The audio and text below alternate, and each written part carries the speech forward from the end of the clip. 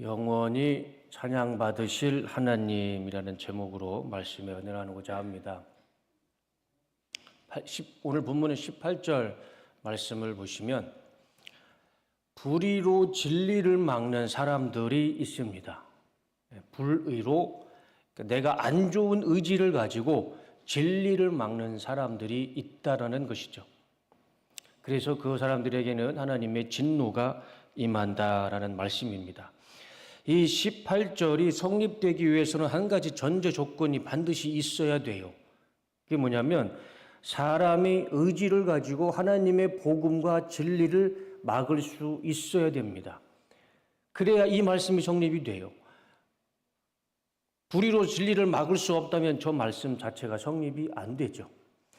그래서 우리가 이 말씀을 통해 알 수 있는 것은 사람이 의지를 가지고 좋은 의지를 가지고 하나님의 복음과 진리를 전할 수도 있지만 반대로 내가 불의, 안 좋은 의지를 가지고 하나님의 복음과 진리를 막을 수도 있다는 것입니다. 생각해 보면 우리도 내 자신도 복음과 진리를 전할 때도 있어요. 그러나 가끔씩 내가 이 복음과 진리를 막을 때도 있습니다. 바울은 그 불의로 복음과 진리를 막는 사람들은 이런 사람이다라고 표현해 줍니다. 그것이 29절과 32절 말씀이죠. 좀 긴 말씀인데 다 같이 한번 다시 읽어보도록 하겠습니다. 시작.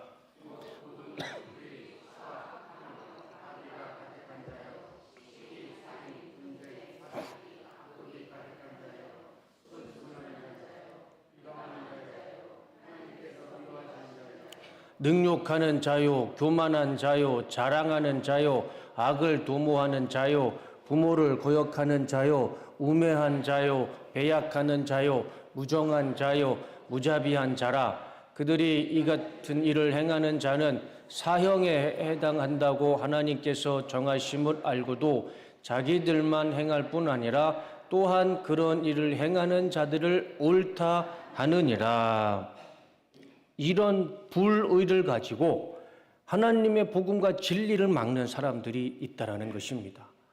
혹시라도 지금 내 삶 가운데 이런 모습이 있다면 이거는 내가 불의를 가지고 하나님의 말씀, 복음과 진리를 막고 살아가는 삶을 살고 있다는 것입니다. 그리고 이렇게 불의로 복음과 진리를 막는 사람들에게는 하늘로부터 이것이 내려옵니다. 오늘 읽었던 첫 번째 말씀 18절. 하나님의 진노가 하늘로부터 나타나나니. 사람이 의지를 가지고 복음을 막고 진리를 막을 수 있습니다. 자이든 타이든 할 수 있어요. 그런데 그거는 정말 부질없는 일이고 헛된 일입니다. 왜 그럴까요? 이유는 한 가지죠. 그 불의를 가지고 진리를 막는 사람은 한 가지밖에 없어요. 하나님께서 하늘로부터 진노를 내려주십니다. 19절 말씀을 다 같이 한번 읽어보겠습니다. 시작. 하나님을 알만한 일이 사람에게 환히 드러나 있습니다. 하나님께서 그것을 환히 드러내 주셨습니다. 세번역 성경으로 가지고 와봤어요. 두 가지 단어가 아주 중요한 단어죠. 환히 드러나 있습니다. 환히 드러내 주셨습니다. 하나님이요, 환하게 아주 밝게 드러나게 해 주셨어요. 그게 뭐냐면 하나님을 알만한 일, 그러니까 모든 사람들은 하나님을 알 수 있도록 환히 드러내 주셨어요. 하나님을 믿는 사람이건 믿지 않는 사람이건 사람이라면 누구나 다 그 DNA 속에는 하나님을 알 수 있는 그 어떤 것, 그것을 환히 다 드러내 주셨어요. 다 알려주셨다라는 것입니다. 하나님을 알 수 있도록. 환히 드러내 주시는 것, 드러내는 것, 그것이 뭘까요? 투자로 하면 10개자의 보일시, 이게 바로 계시죠. 하나님 열어주시는 거예요. 드러내 주시는 겁니다. 나를 알려주시는 거예요. 하나님을 보여주시는 겁니다. 그게 계시잖아요. 계시에는 두 가지가 있습니다. 특별 계시와 일반 계시. 이거는 제가 구별하는 게 아니고 모든 신학교회가 다 똑같이 가르치는 신학 용어입니다. 특별 계시와 일반 계시가 있는데 특별 계시는 특별한 계시예요. 그래서 말씀처럼 특별한 계시가 뭘까요? 성경입니다. 성경. 이 성경이 특별한 계시예요. 그리고 일반 계시는 성경을 제외한 하나님이 창조하신 모든 만물을 통해서 하나님이 계시해 주시는 것, 그것이 일반 계시입니다. 그래서 우리는 이 특별 계시, 이 성경과 함께 또 우리가 눈으로 보고 오감으로 느끼는 하나님이 창조하신 창조물을 통해 하나님을 느끼고 깨닫고 살아갈 수 있는 것이죠. 이 일반 계시가 오늘 우리가 읽었던 19절과 20절의 말씀입니다. 하나님을 알 만한 일이 사람에게 환히 드러나 있습니다. 하나님께서 그것을 환히 드러내 주셨습니다. 하나님이여 다 드러내 주셨습니다. 그게 뭐냐? 20절 다 같이 읽겠습니다. 시작. 이 세상 창조 때로부터 하나님의 보이지 않는 속성, 곧 그분의 영원하신 능력과 신성은 사람이 그 지으신 만물을 보고서 깨닫게 되어 있습니다. 그러므로 사람들은 핑계를 댈 수가 없습니다. 핑계댈 게 없어요. 하나님 저 모릅니다. 핑계댈 게 없어요. 이미 하나님이 20절에 보시면 사람이 그 지으신 만물을 보고서 그가 누굽니까? 하나님이에요. 사람은 하나님이 지으신 만물을 보고서 깨닫게 돼 있어요. 장착시켜 주셨어요. 기계적으로 하나님이 우리를 창조하실 때 거기에 기계처럼 장착시켜 주셨어요. 만물을 보고 하나님을 깨닫게 하도록. 그래서 나는 하나님을 모릅니다. 나는 하나님을 들어본 적 없습니다. 핑계댈 게 없다라는 것이죠. 이미 하나님은 특별 계시와 일반 계시, 만물을 통해 하나님을 다 드러내 주시고 계시고 보여주시고 알려주시고 있다라는 겁니다. 우리 하나님은 숨어 계시는 분이 아니시죠. 하나님 뭐하러 숨어 계십니까? 하나님이 우리와 무슨 숨바꼭질 할 일이 있겠습니까? 하나님께서 우리 보고 나 잡아봐라, 나 찾아봐라 그런 말씀하실 분이 아니에요. 그럴 이유도 없습니다. 하나님은 이미 다 보여주셨어요. 다 드러내 주셨습니다. 성경을 통해서든 하나님이 창조하신 만물을 통해서든 내 옆에 계시는 우리 성도님을 통해서든 다 보여주셨어요. 다 알려주셨어요. 환히 다 보여주셨습니다. 내가 어리석어서 못 깨닫고 못 볼 뿐입니다. 내가 죄에 막혀서 느끼지 못하고 깨닫지 못할 뿐이지 하나님은 이미 다 보여주셨어요. 다 드러내 주셨습니다. 제가 우리 성도님들한테 1초 만에 하나님이 살아계시다는 것을 깨닫게 될 수 있어요. 딱 1초 만에. 거짓말 같은데 이 사진 하나면 하나님이 살아계심을 우리 성도님들이 한 번에 깨달을 수 있을 겁니다. 이 사진이. 조혜련 집사가 지금은 집사지만 지금은 기독교 방송에서 막 성경을 가르치는 사람이지만 원래 뭐를 믿었던 사람이었죠? 다 아시죠? 일본 불교의 사입이었던 남묘호랑개교를 믿었던 사람이었습니다. 그런 사람이 이제는 TV에 나와서 방송에 나와서 하나님을 증거하고 말씀을 가르치는 사람으로 변했어요. 이거 어떻게 설명하겠습니까? 하나님이 살아계시지 않으면 저거 설명이 불가능하죠. 그 옆에 있는 김용호라는 영화배우, 제가 한번 영상을 보여드렸죠. 허벅지에 골육종암이 걸렸어요. 저 사람도 불교 신자였습니다. 죽음 앞에 있을 때 하나님을 본능적으로 찾게 돼요. 하나님 앞에 기도하면 간증을 한번 들어보세요. 하나님을 찾게 됩니다. 불교 신자가 하나님을 믿지도 않은 사람이 하나님한테 그냥 기도를 한 거예요. 아무리 불교 법당에서 기도를 하고 석가모니한테 기도를 해도 이게 안 되니까 하나님 앞에 기도를 합니다. 그때 환상 중에 이 김영우라는 사람이 하나님을 만나게 돼요. 그거를 라디오 스타 방송에서 하나님을 증거합니다. 그리고 제가 몇 번 보여드렸던 유열 전도사, 저분도 병원도 포기하고 본인도 포기해서 유서까지 썼던 사람인데 방송에서 유퀴즈에서 저렇게 고백을 하죠. 병실에 너무도 선명하게 두 분이 들어오셔서 병실에 두 분이 들어왔다는 겁니다. 한 분은 예수님이고 또 한 명은 천사였겠죠. 방송에 나와서 저렇게 이야기를 하는 거예요. 마지막으로 송은이라는 이분도 간증을 들어보니까 저분의 가족이 다 불구신자입니다. 지금은 모르겠지만 저 송은이라는 분이 자기 집안에서 처음으로 1호로 교회를 다니는 신자가 됐대요. 근데 저 송은이 씨가 어떻게 예수를 믿게 됐냐면 자기를 전도하는 언니를 따라서 교회를 갔답니다. 근데 그 교회가 큰 교회가 아니에요. 그냥 2층에 있는 상가 건물에 작은 교회였답니다. 가서 보니까 여자 성도님들이 대여섯 명이 모여서 소그룹을 하고 있었대요. 뭐 예배를 드린 것도 아니고 같이 모여서 기도 제목을 나누고 큐티를 나누고 그 소그룹에 가만히 앉아서 듣기만 했답니다. 그런데 그 소그룹에서 여자 성도님들이 같이 이야기하는 기도 제목과 하나님에 대한 자신들의 간증을 얘기하면서 태어나서 처음으로 그렇게 사람들 앞에 부끄러울 정도로 울어보기는 처음이었답니다. 소그룹 모임에서 예수님을 만난 거예요. 우리가 구역예배 그렇게 쉽게 생각하시면 안 됩니다. 그 구역예배 속에서도 하나님이 역사하세요. 우리가 구역예배 드릴 때 절대 부정적인 언어 쓰지 마시고 같이 기도 제목 나누시고 말씀 나누시고 하나님을 간증할 때 그 속에서도 역사하십니다.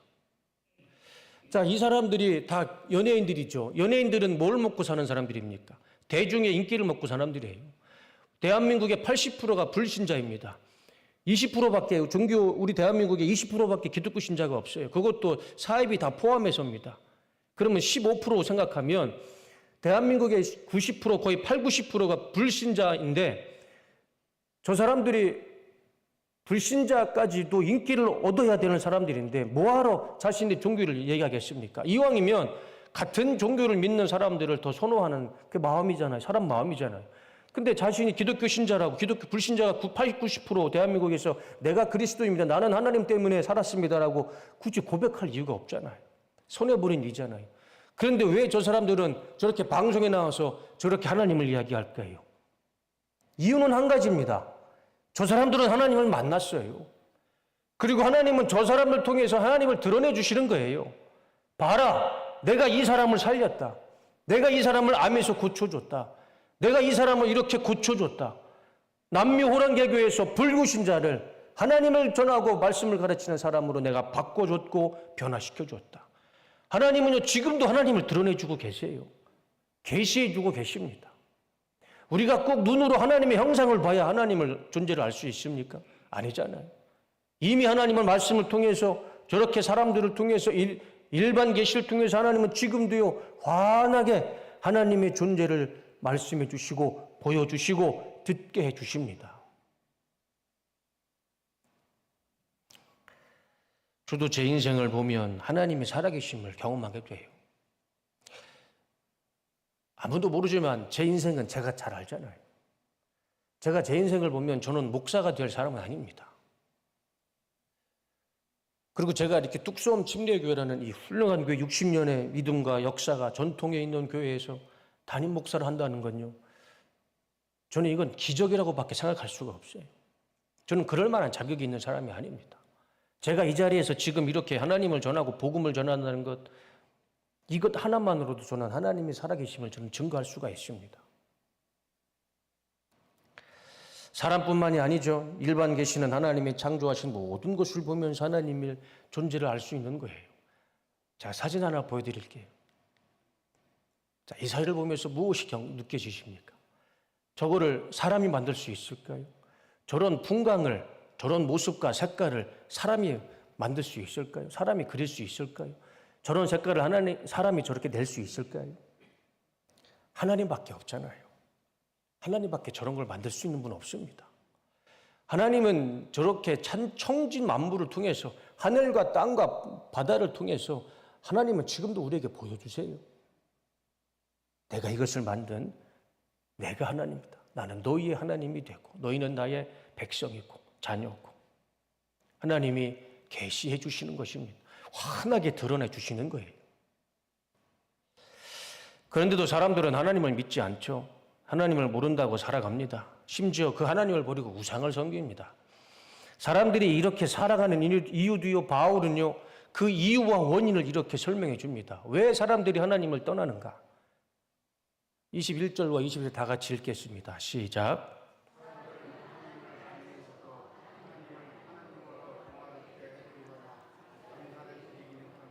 오히려 생각이 허망해져서 그들의 지각 없는 마음이 어두워졌습니다.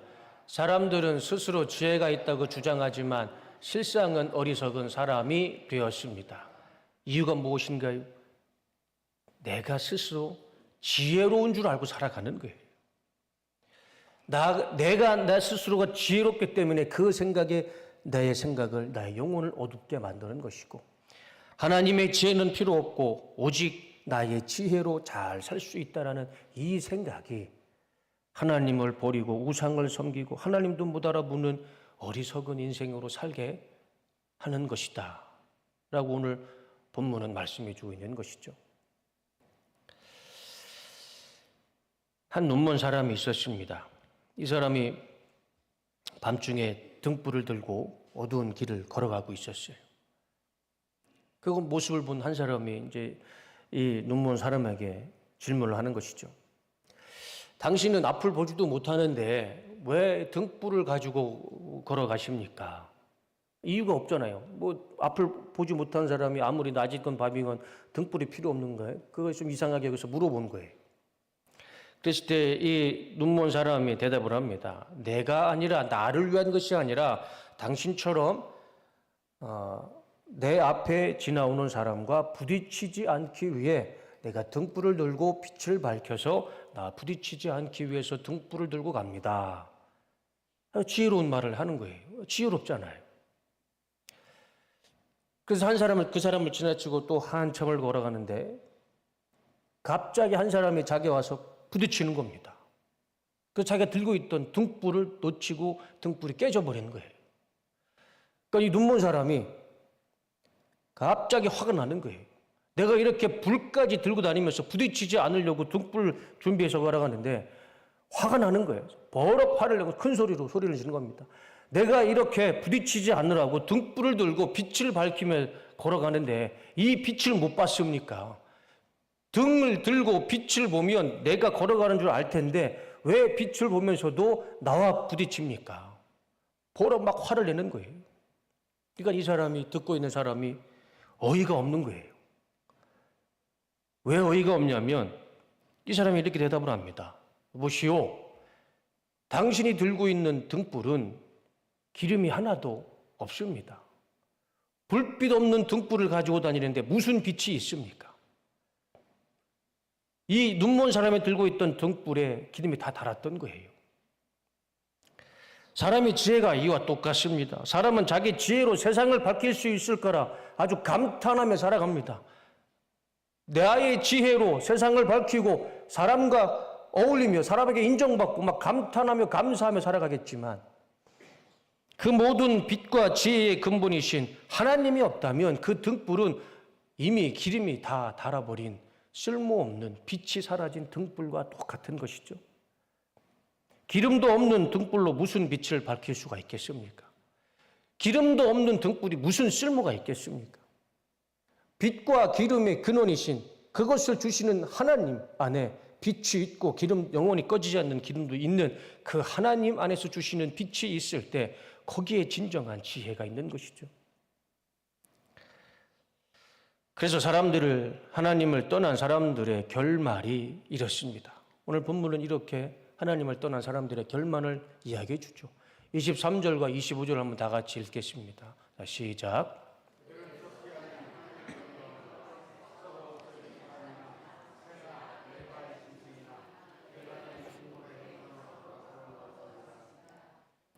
하나님께서는 사람들이 그 마음의 욕정대로 하도록 더러움에 그대로 내버려 두시니 서로의 몸을 욕되게 하였습니다. 사람들은 하나님의 진리를 거짓으로 바꾸고 창조주 대신에 피조물을 숭배하고 섬겼습니다. 하나님은 영원히 찬송을 받으실 분이십니다. 아멘. 하나님을 떠난 사람들의 결말은 이겁니다. 썩지 않는 하나님을 버리고 썩어서 한 줌 흙으로 돌아가는 사람과 새와 네발 짐승과 기어다니는 동물을 신으로 만들어서 그것을 신으로 믿고 사는 참 어리석은 삶을 살아가게 되는 것이죠. 하나님은 이렇게 사는 사람들을 그냥 이대로 놔두셨어요. 그것이 26절과 28절이죠. 다 같이 읽겠습니다. 시작.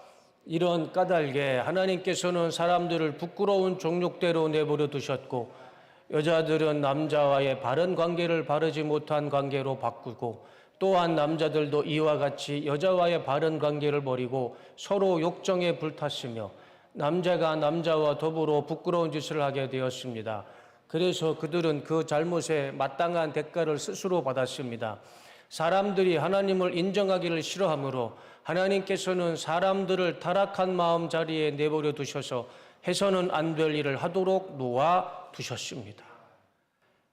사람이 하나님을 인정하기 싫어서요, 그냥 그대로 놔두셨답니다.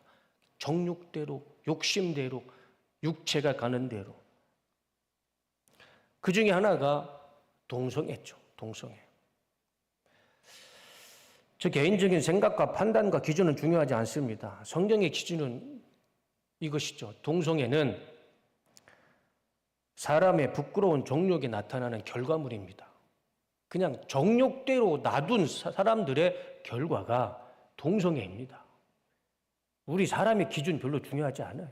이거를 인권의 문제로 자꾸 접근하려고 하는데 이것은 인권의 문제가 아니고 말씀의 영적인 문제죠. 그래서 사람들의 이 어리석음과 이 하나님을 무시하는 결과가 바로 이것이죠. 오늘 25절의 말씀입니다. 사람들은 하나님의 진리를 거짓으로 바꾸고 창조주 대신에 피조물을 숭배하고 섬겼습니다. 이것이 하나님을 떠난 어리석은 사람들의 결과이에요. 진리를 거짓으로 바꾸고 창조주 대신에 피조물을 만들어서 피조물을 우상으로 만들어서 섬기는 것. 이것이 하나님을 믿지 않는 사람들의 결과다. 오늘 바울이 본문을 통해서 말씀해 주십니다. 유대교인들이 토라, 모세 오경을 볼 때 그들만이 보는 주석서가 있습니다. 미드라시라는 주석서인데 그 미드라시에는 아주 재미있는 내용이 있어요. 그러니까 우리가 보는 주석서가 아니고 유대인들이 보는 주석서입니다. 거기에 아브라함과 아브라함의 아버지 데라가 나옵니다. 이 아브라함과 데라가 어디에 살았냐면 갈대아 우르에서 살았어요. 거기가 지금 어디냐면 이란의 남쪽에 있는 옛날에 수메르 문명 갈대아 우르에서 살았습니다. 이게 뭐 창세기에 나오는 말씀이죠. 그건 팩트입니다. 거기에서 이 아브라함의 아버지 데라가 무슨 일을 했냐면 우상을 만들고 우상을 사와서 우상을 파는 가게를 했답니다. 아브라함의 아버지 데라가 어느 날 이 데라가 밖에 일이 있어서 아들 아브라함에게 가게를 맡기고 밖을 나갑니다. 그래서 아들한테 아브라함한테 너는 가게를 잘 보고 있어라 하고 밖에 나가서 일을 보게 됩니다. 그때 그 가게에 한 사람이 들어옵니다. 이것저것 우상을 고르면서 이 우상은 어떤 신입니까? 저 신은 어떤 신입니까? 아브라함이 물어보는 겁니다. 그래서 아브라함은 다 일일이 설명해 줍니다. 그때 아브라함이 그 손님을 향해서 이렇게 질문을 합니다.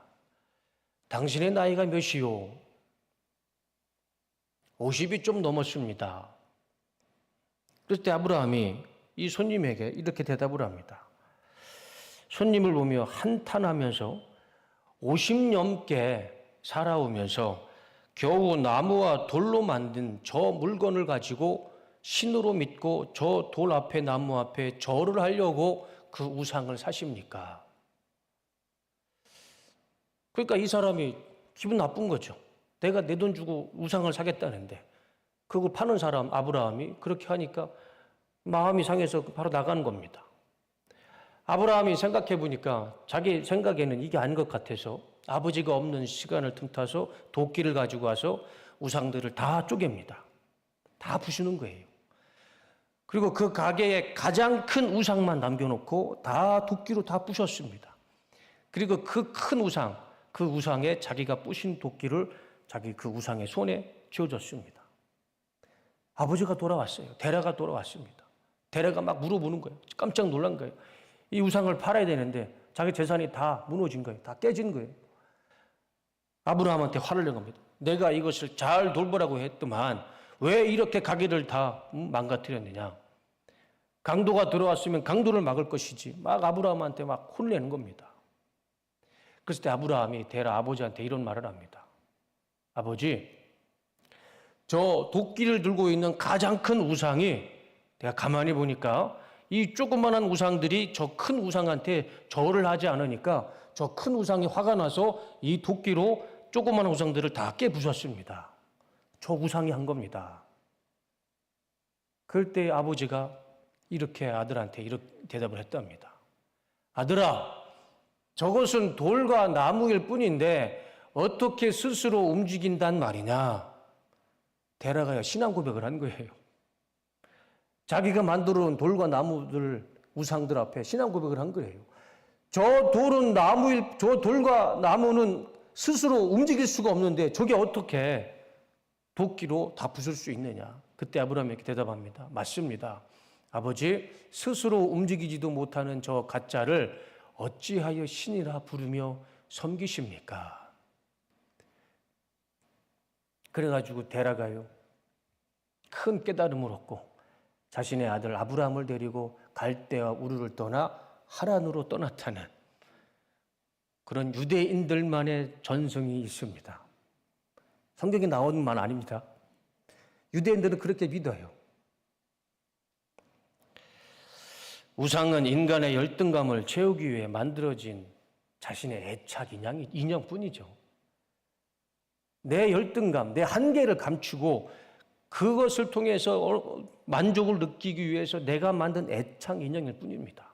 그게 무슨 능력이 있겠습니까? 자기가 만들어 놓은 애착 인형 앞에 스스로 절을 하는 것, 이 얼마나 어리석은 행동입니까? 이게 우상이죠. 진리를 거짓으로 바꾸면 인형이 신이 되는 것입니다. 그래서 오늘 설교의 결론이 이겁니다. 하나님은 영원히 찬송을 받으실 분이십니다.